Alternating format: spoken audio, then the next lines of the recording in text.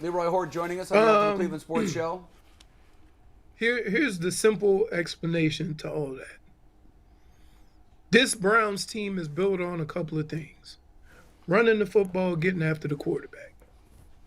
When you don't get after the quarterback, you expose yourself to exactly what Tyvis just showed you on that board. Now, for the most part, the rush and creative ways they put pressure on the quarterback has always taken that time and shrunk it to the point where he don't have time to watch that guy go all the way across the field.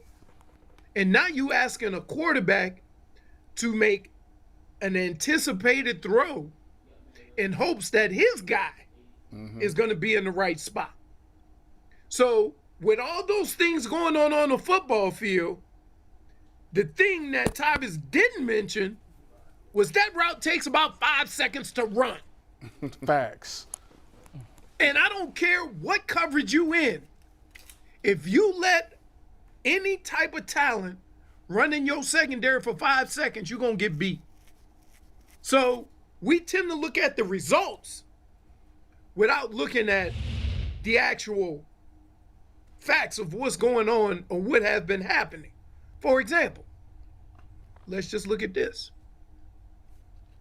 Isn't it amazing that the other team swallows their ego to run the football? Yeah. And the Browns, who have the second best run in the league, still trying to throw it? Yep, we talked about this. Here's what makes Nick Chubb and Kareem Hunt so great. You can draw all the circles and X's and squares you want. Okay? You can put middle, you can put Sam, you can put Will, you can line them up. Show them how to defend the play. But what they gonna do when Nick Chubb is in front of him? Nothing. Because one of the reasons why this guy is who he is just because you there don't mean you can do nothing. So why are the coaches taking that aspect of the running game out of the scenario? It's a great question. You see, and when the season started, you guys asked me, what did I expect? I say, I expect a bunch of slugfests. I expect a lot of running of the football. And I expect that teams, in order to stop the Cleveland Browns, are going to have to commit so many guys to the run that it's going to create space and room for Jacoby Brissett to throw the ball. I haven't seen that. And you can't tell me that the Cleveland Browns have not been successful running the ball. You got one back to average 4.3 and another back average 5.7. You know what that means? 2 carries, we got a first down. Why are we throwing it?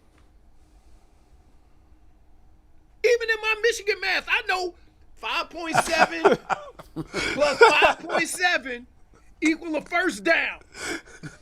To your point, what? Leroy, to your point. Swallow your damn ego. Win the football game. Who cares if it's ugly? We got teams that have powerful offenses winning games 13-10. They don't care. They're winning. So it bothers me that you run, and Tyvis, I don't know if y'all had this at Michigan. I mean at Ohio State. We had definitely this didn't at have Michigan. it. We didn't want anything that y'all had. Offensively, you had a board of things you had to do to win a football game. Yes. And on that board, number 1, run for 150 yards. Well, it wasn't 150, if you run but it for was 150 yards, if you run for 150 yards or more, right, it means you dominate the line of scrimmage, and it probably means you're going to win. I can't fathom running for 170-plus yards in the NFL and losing. Should never happen. Never. Well, the reality is, in this NFL, you pass to win, but for the Browns' particular roster, I think you're right. No. That's See, that's the thinking right there. No, that's true. They got these coaches. That's a fact No, for right this there. team, they should be running. You win with the talent you have. Yes, you win agreed. how you can win football games. It doesn't matter how good it looks. It doesn't matter if you don't pass the ball. If the Browns are 4-0 and have 12 yards passing per game, is anybody going to care? Nope. Win No. the game. I don't Agreed. want to hear about passing wins games. Does. We ain't trying, right now, we're trying to put as many W's in our pocket as we can until we get to where we are whole. Yeah. Both offensively and defensively. So it may look ugly. Yes. Swallow your pride. Swallow your ego. Just go out there and win games. I like this. Tyvis is fired up. Hey, I like No, fired it's up Leroy. ridiculous. By the way, Nick Chubb It's on pace for It is so 1,955 ridiculous. yards. It's on the ground. ridiculous It's what's going ridiculous on. to have a running back that averaged 5.7 yards a carry and the backup averaged 4.3, and you ain't ramming it down everybody's throat. Agreed. Did you watch Green Bay on Sunday with their back duo? They had 39 touches. And Green Bay's a passing team with Aaron Rodgers. But suddenly the wide receivers are gone.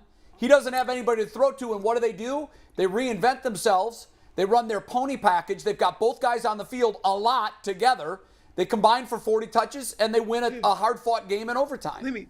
So how about this? You just mentioned Green Bay. They had to find another way to win because they weren't getting the production out of their wide receivers. Right. Okay? I get that. What is the identity of the Cleveland Browns? They're a run team. Ride or die with it. Ride or die with it. If I'm going down running the ball 40 carries for 80 yards. You got me. But until somebody proves they could do that, then guess what? That's what football is. That's what sports is. Sports is being great at something and daring your opponent to beat you at it.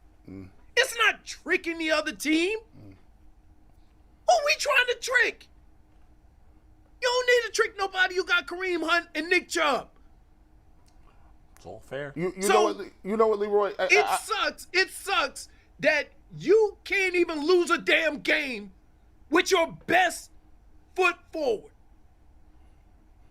You know. To me, I give this example. It's almost like you ever see somebody trying to coach like youth, right, basketball or something, right?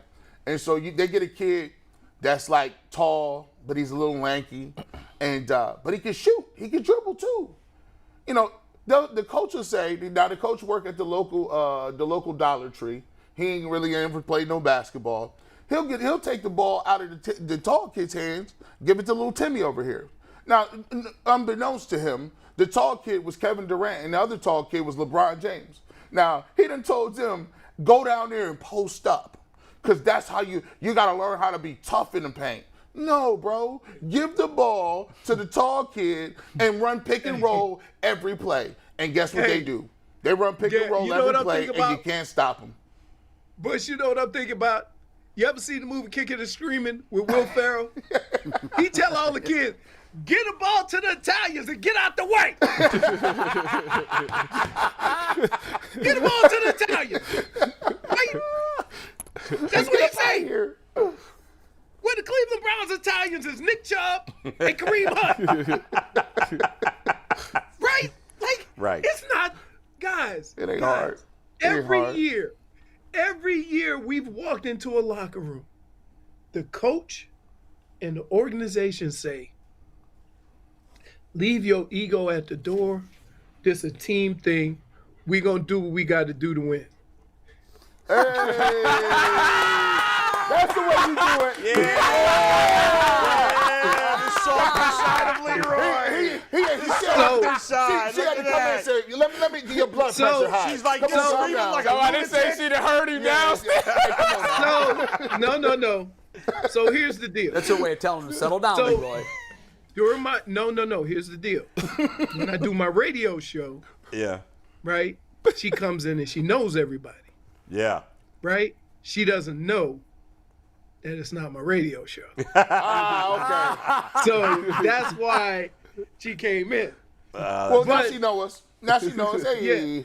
Yeah. So here's the deal, man.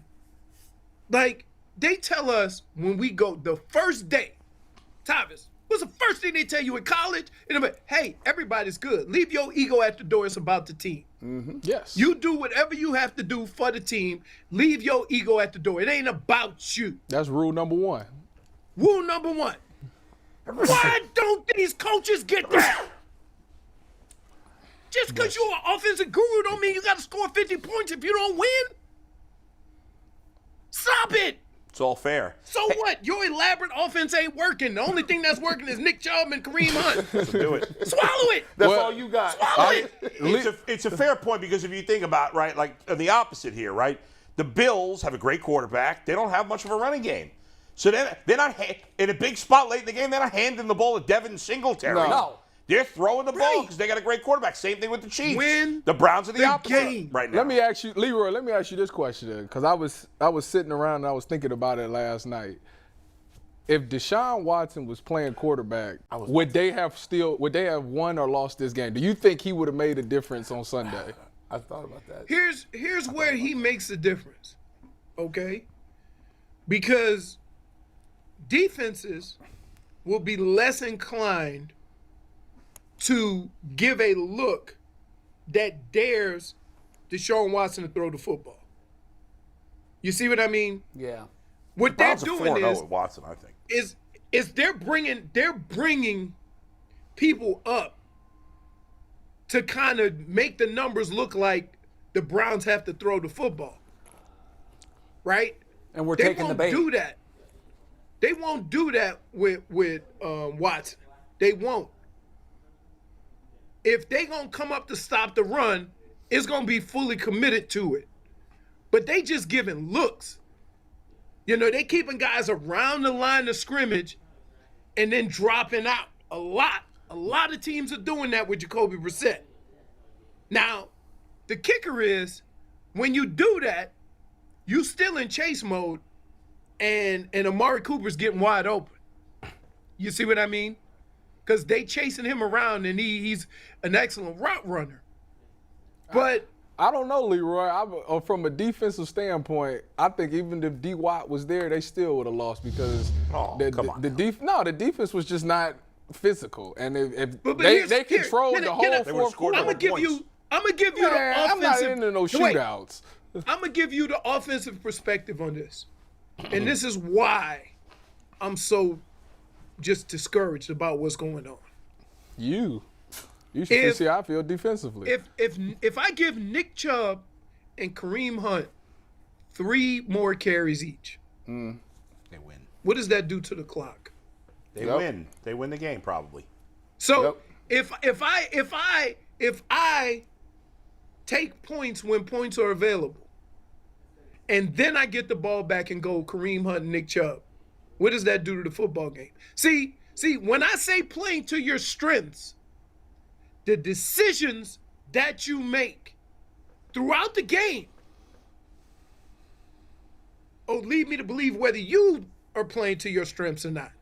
Because usually a team that runs the football and controls the clock take all points.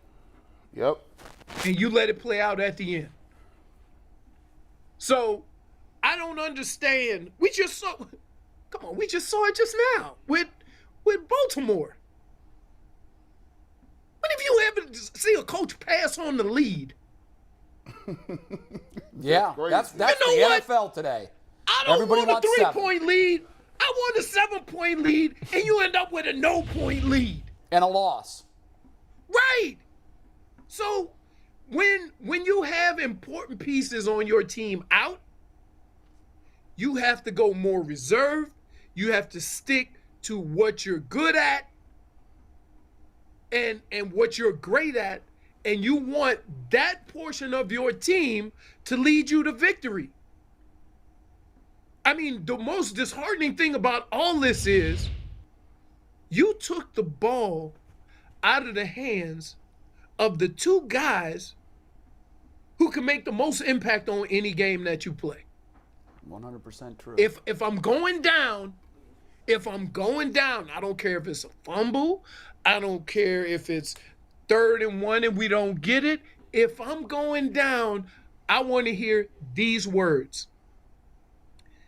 They stopped us because they stopped the run. If you ain't saying that on a Monday, I don't care what you got to say. I don't. Leroy, it's almost equivalent to, picture a big baseball game. It's the 9th inning. Go Game 7 of the World Series. You've got your closer on the mound, and he's a fastball guy. Why are you going to throw a slider? Why, when the game is in the balance, is the pitcher going to say, I'm going to trick you? I don't have enough confidence in my fastball, which is one of the greatest of all time, but Chapman decides, I'm going to throw a slider. Cubs fans are almost left with that taste in their mouth forever. Go with your best pitch in the biggest spot. You know how I played so long in the NFL? How? Not because I was fast. Not because I had all this ability that was greater than everybody. I played so long in the NFL for one reason. Because I would get the football, and the guy coming to tackle me, he was coming and bringing everything he had, and I was like, now what? Now what?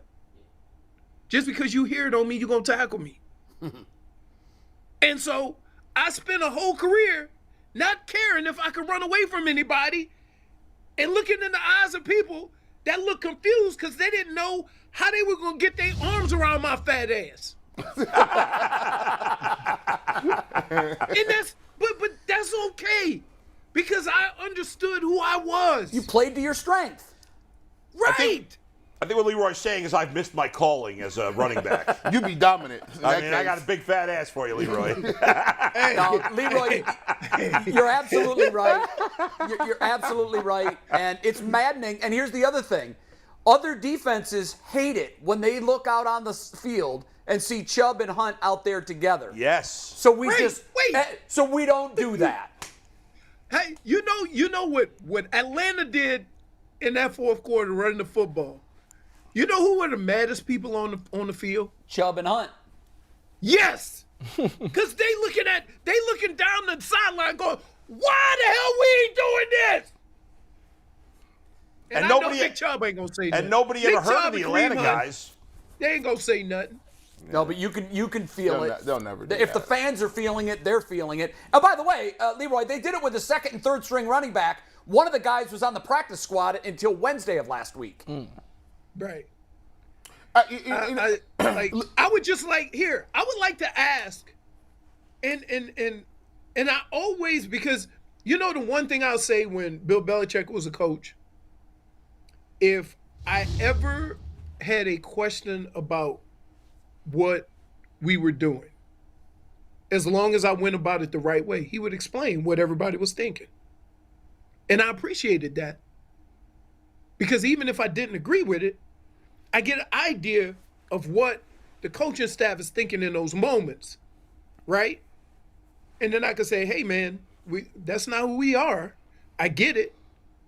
And I would like to know, offensively and defensively, just what they were thinking, during those moments. You see what I'm saying? Because without your pass rush, as Tyvis pointed out, you shouldn't have been in cover 3. You should have been in 2. Right? You just shouldn't have been in cover 3 because that's all predicated on getting to the quarterback so he don't have time to hit that cover 3 killer, that deep over. But if you don't have a pass rush, then all that stuff comes open. It puts a whole lot of pressure on your safety because when the safety here's what happens. When the safety see the linebacker not getting under that crossing route, then he go chase the crossing route, and then that guy hits the post over top. So, yeah, I would just like to know, hey, what were you guys thinking here? Where were we here? Because you do have a lot of missing pieces, and they're not just average pieces. You're talking about pieces that make a difference in a football game as far as Jadeveon Clowney and Myles Garrett. You take them out of the equation and let Marcus Mariota pat the ball for 5+ seconds in the offensive backfield. What you think is going to happen? Leroy, let me drill down on that, what you just said. And I want to ask you a question. Do you think Joe Woods and Kevin Stefanski are cognizant of the things you're saying? Or is it they are aware of it, but they don't acknowledge it and pivot? Which is it? Are they oblivious to it? Do they know that they should be making these sort of adjustments? Here, they all these coaches have plans in certain situations. Mm-hmm. You know, and the cool thing about it, Tyvis will tell you, you play enough football in the same system, you know what's coming. Mm-hmm.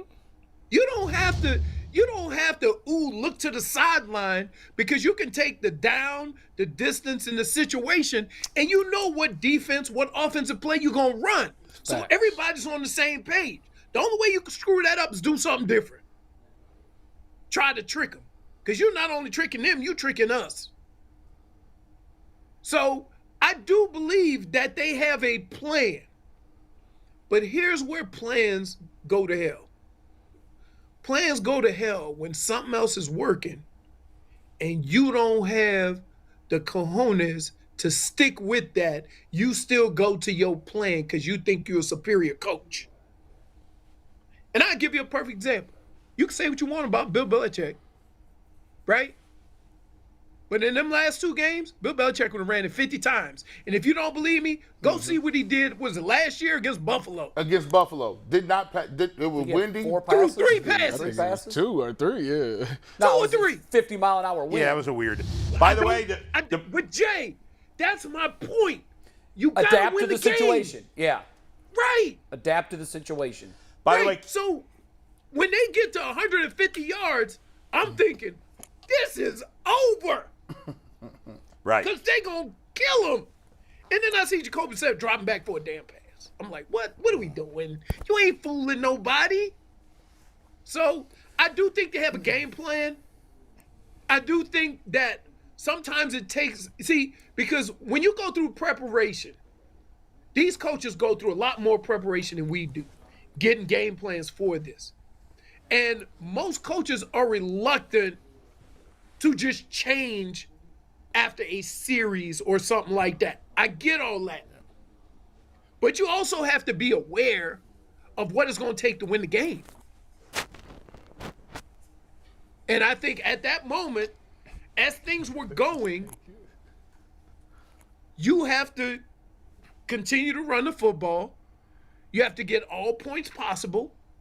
And then you play that game. You stretch that game out, because guess what? Let's be clear.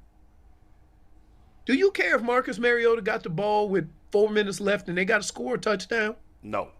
He ain't scored. Okay. It's not Aaron Rodgers or Tom Brady or Patrick Mahomes or Josh Allen. So play to your strengths, and sometimes those strengths change from week to week. You got to be able to look. It's fluid. You got to be able to keep it moving. You know, and Tyvis will tell you, football is exciting when the coaches are making those adjustments and the players are on the same page. When you say, oh, we need to do this, I'm working on it, we're going to get them next time. Yes. Football is so much fun when that happens. But when it don't, you got some stink eyes coming in on that sideline. Like, hey, what are we doing there? What was crazy was Atlanta made the pivot from pass to run once Patterson was hurt. Like, you would think that if a team was ever going to be hesitant to make that pivot, it would have been the Falcons in that situation. We just lost our run horse.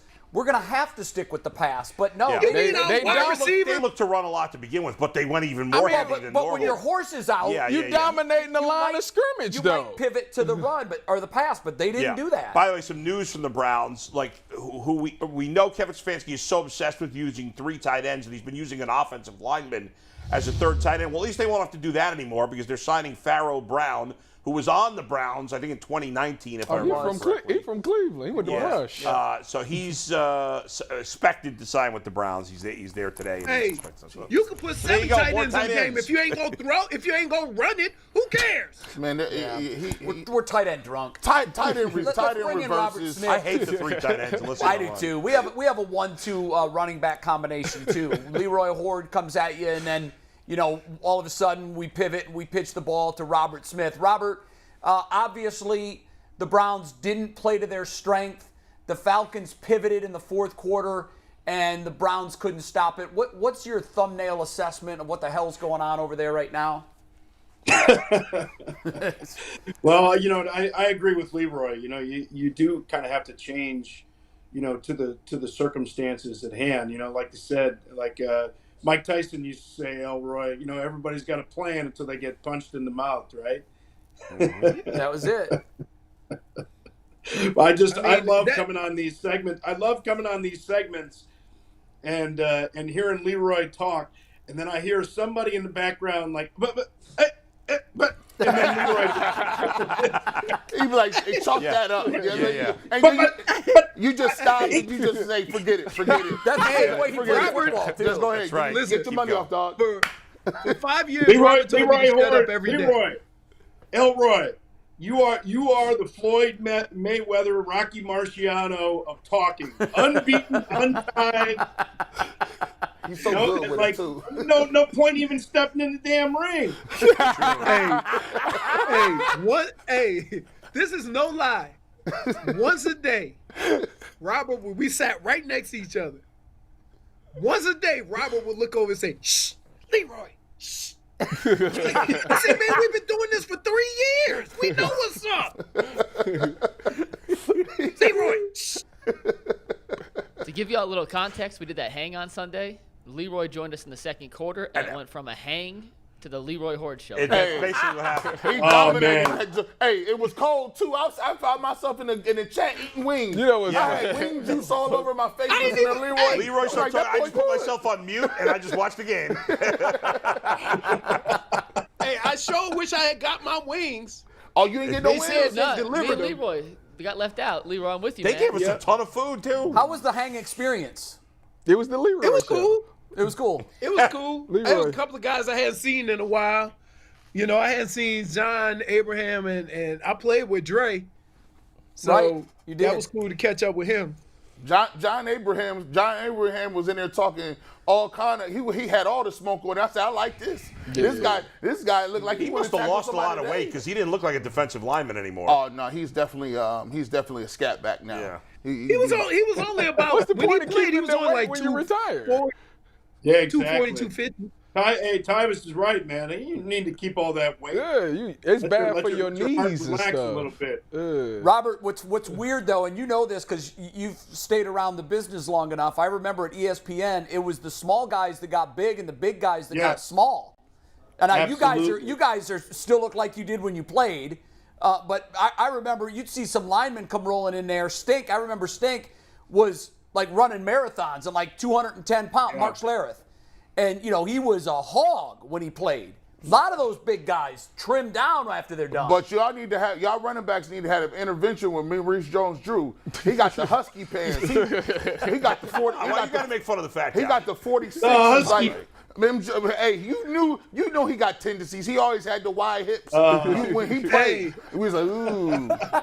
Hey, believe it or not, everybody thought I was gonna be that guy. Yeah. You was a candidate, Leroy. Everybody thought, when Leroy's done, woo. He gonna blow up.